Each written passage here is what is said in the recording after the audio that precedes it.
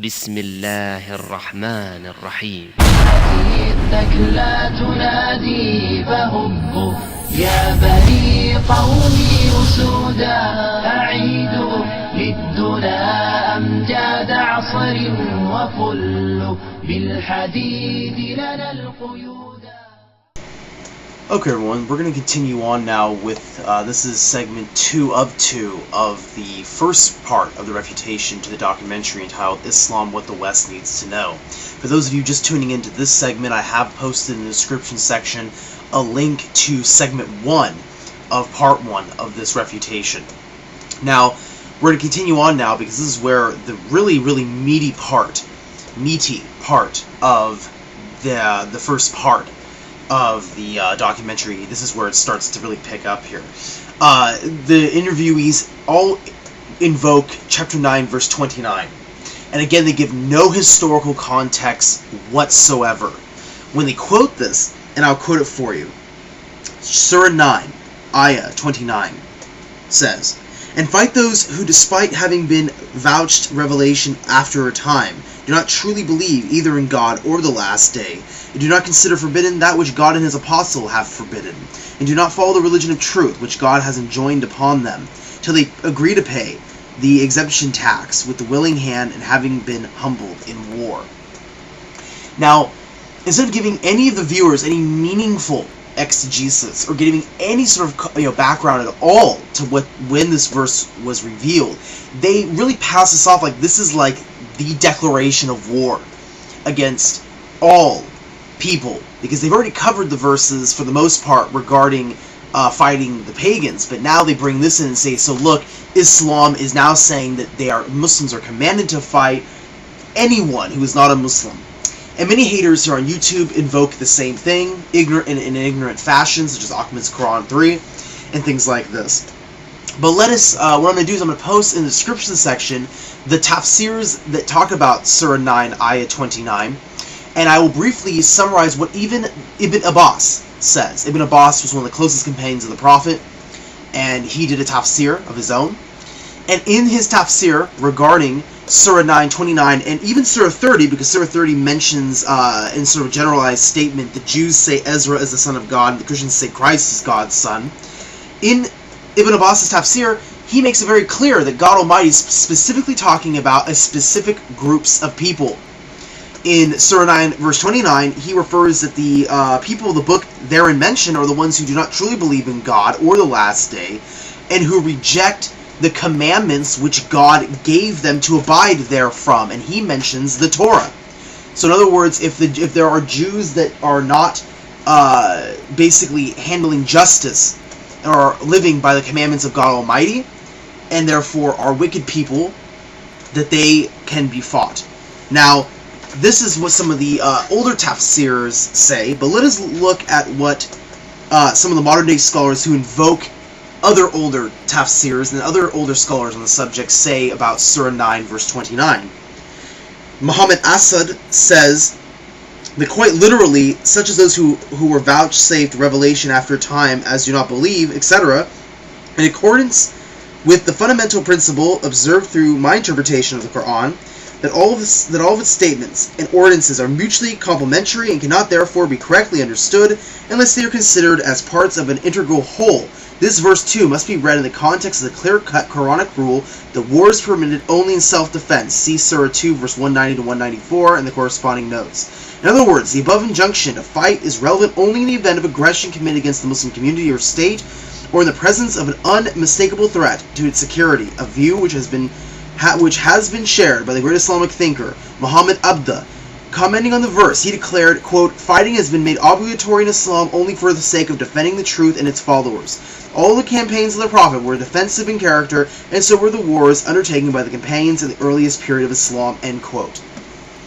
He cites that from the Tafsir, Manar, chapter 10, verse, or section 332. And from the glorious Quran, translated by Abdul Majid Darabi, he says about Surah 9 verse 29, he mentions Jizra, the root meaning of which is compensation, signifies a tax that is taken from the free non-Muslim subjects of a Muslim government, whereby they ratify the compact that ensures their protection.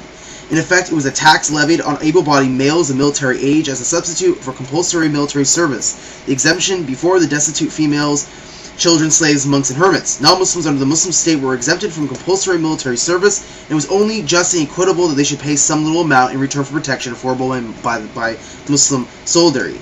How rigidly the Muslims observed the condition of this ability to afford protection is well evident by the incident in the reign of the second caliph. The Emperor Heraclius had raised an enormous army with them to drive back the invading forces of the Muslims, who had the consequence to concentrate all their energies on the impending encounter.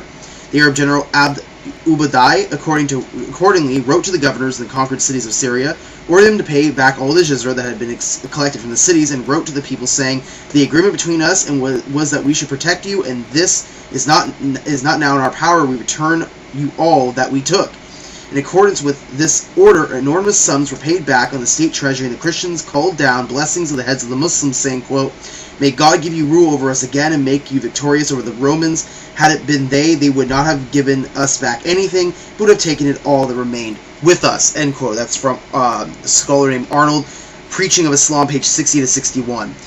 It is it is very noticeable that when any Christian people served in the Muslim army, they were exempted from the payment of this tax. It's from page 61. The collectors of the jizra were particularly instructed to show leniency and refrain from all harsh treatment of the infliction of corporal punishment in case of non-payment. That's from page 60 from the same source. So here we have these scholars essentially telling us that we must look at this verse in a historical context. To do so would be very ignorant, and this is exactly what the people in this documentary have done. Then they go on to say that there is no compulsion in religion, and then they bring up the idea of the article, the idea of abrogation in Islam. And in the description section of this video, I will post many articles that explain the theory of abrogation. Let me make something very clear to all of you. The theory of abrogation is just that. It is a theory. It is not something that was taught by the Prophet Muhammad. It was a response that the companions had to deal with when looking at the Quran as a whole. There is, however, another theory which I find many of the haters never mentioning, which is the idea of the Tafsir of the Quran upon the Quran itself, meaning that the Quran is literally a Tafsir for itself, and that it self-explains itself when you have verses that are part of the progressive revelation, which is the Quran. I will be posting links in the description section that do discuss in length the Tafsir of the Quran by the Quran itself. They then cite chapter 2, verse 256, which is there is no compulsion in religion. And I find it interesting that one of the interviewees says that they explain the whole difference between the Mecca period of revelation and the Medina period of revelation. And they say that this verses such as there is no compulsion in religion were abrogated later. Ironically enough, this verse, chapter 2, verse 256, was revealed in Medina. So they self-defeat themselves by saying that this was some sort of Mecca revelation, or that this was revealed way, way later, and that it was abrogated later. This verse was not abrogated. Alright? No compulsion in religion. And they quote, at least they flash up on the screen, chapter 2, verse 256, and then right after that, chapter 9, verse 5. They have nothing to do with each other. These two verses have nothing to do with each other. One of the interviewees says a non-Muslim might be surprised that there's this concept of abrogation in Islam, and that God, quote, might change his mind. I will post in the description section by brother Bonsai Sky, who did a great video saying, does abrogation mean changing one's mind? I find it kind of funny that a Christian would say this, considering the fact of so many of the contradictions that exist in the Bible, and that Jesus on the Sermon on the Mount made so many amendments and abrogations of his own, that if you believe that Jesus is God Almighty, you must therefore believe that therefore you wouldn't be surprised by this concept at all if you thought that they were the same idea. Of course, I will show and prove with these links that we're talking about two totally different concepts. One is a progressive revelation, one is a contradiction. Spencer then says that chapter 9 doesn't start with Bismillahir Rahmanir Rahim, in the name of God, the most compassionate, the most merciful, because some say that there is no mercy or compassion in the surah.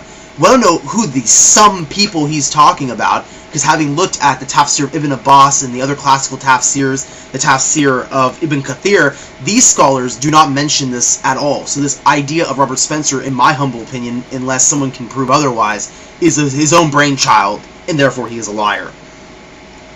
Wali Shabat ends this segment in one of the most interesting ways. He claims to be a former terrorist and PLO member. He says that this is the very celebrated verse of the Surah, chapter 9, verse 5. Again, I will be posting this in the description section, Tafsirs that have to do with Surah 9, verse 5, and things like this. But he quotes it, and when he quotes the verse, instead of saying the idolaters, he says the people of the book.